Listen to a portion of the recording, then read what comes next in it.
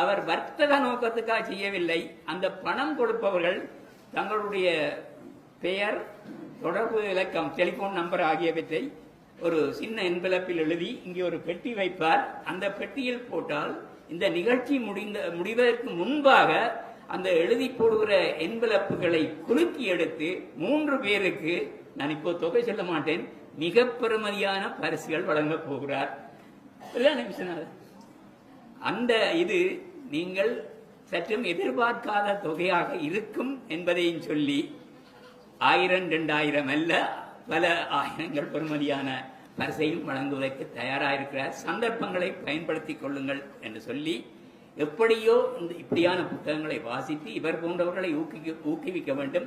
இவர் போன்ற பலர் வெளிநாடுகளில் இருப்பதை எனது வெளிநாட்டு பயணங்களிலே நான் சந்தித்திருக்கிறேன். எனவே அவருக்கும் அவரை சார்ந்த பலரும் இங்கே வந்திருக்கிறார்கள். அவர்களுக்கும் எங்களது ஒத்துழைப்பை வழங்க வேண்டும் என்று கேட்டுக்கொண்டு என் உரையை நிறைவு செய்கின்றேன். நன்றி. நன்றி ஐயா. தலைமை உரையை வழங்கிய உடுவை திரு எஸ். தில்லை நடராஜா அவர்களுக்கு நன்றியை தெரிவித்துக் கொண்டு, இன்றைய நிகழ்வுக்குரிய கதாநாயகன் 2013-15 ஆண்டுகளில் உறகும் உண்மைகளுக்கான பாகம் 1-2 அடுத்தடுத்து வெளியிட்டவர்.